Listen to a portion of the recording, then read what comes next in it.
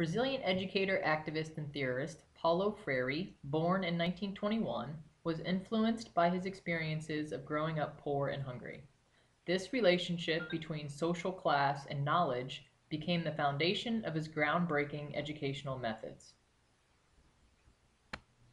The educational process is never neutral. Individuals can be passive recipients of knowledge, or they can link knowledge to action so they can actively work to change their societies. His most well-known writings are Pedagogy of the Oppressed, 1972. This book was very influential for any teacher who links education to social change. This book prompts the reader to consider her situation in an oppressive society.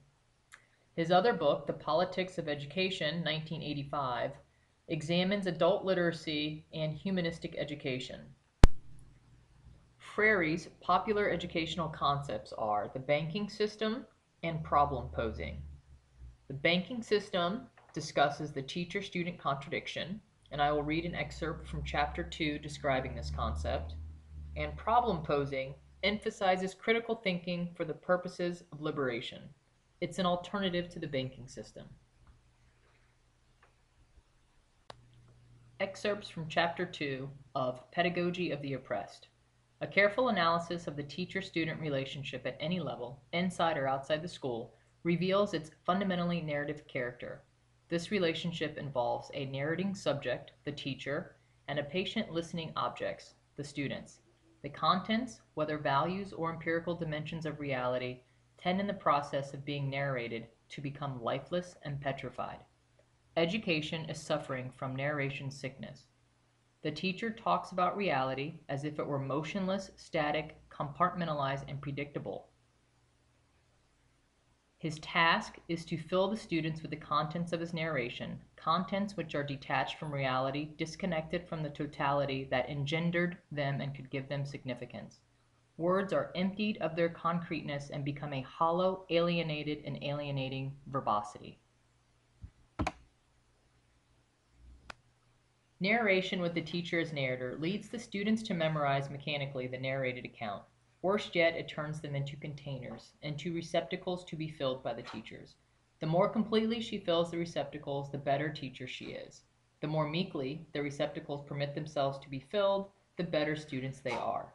Education thus becomes an act of depositing, in which the students are the depositories and the teacher is the depositor.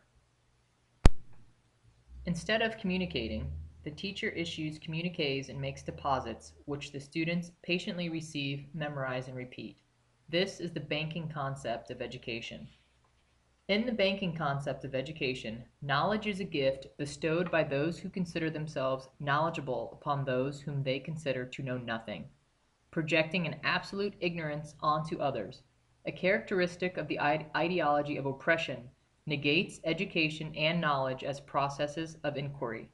The teacher presents himself to his students as their necessary opposite. By considering their ignorance absolute, he justifies his own existence. The students, alienated like the slave in the Hegelian dialectic, accept their ignorance as justifying the teacher's existence. But unlike the slave, they never discover that they educate the teacher. In 1962, 300 farm workers in Brazil were taught to read and write in 45 days with Freire's methods. The government set up cultural circles all over the country. Unfortunately, in 1964, this work was halted, and Freire was imprisoned in Brazil for 70 days as a traitor. In 1979, after 15 years of exile, Freire was allowed to return to Brazil and did so in 1980. From 1980 to 1986, he supervised its adult literacy project. In 1988, Freire was appointed Minister of Education for the city of São Paulo. In 1991, the Paulo Freire Institute was created, congregating scholars and critics of his pedagogy in a permanent dialogue that would foster the advancement of new educational theories and concrete interventions in reality. The institute is centered in São Paulo and maintains the Freire archives. On May 2, 1997, Paulo Freire died of heart failure at the age of 75.